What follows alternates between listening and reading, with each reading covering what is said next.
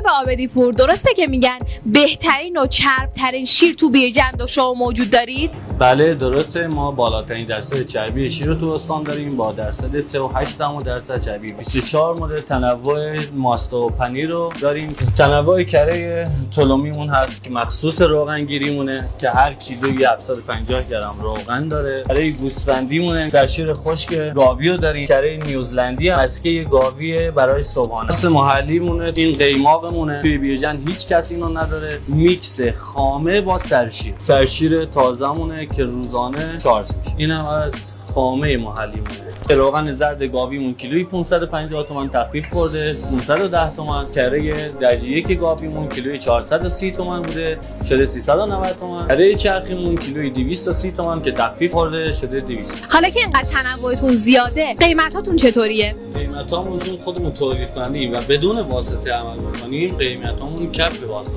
آدرستون کجاست؟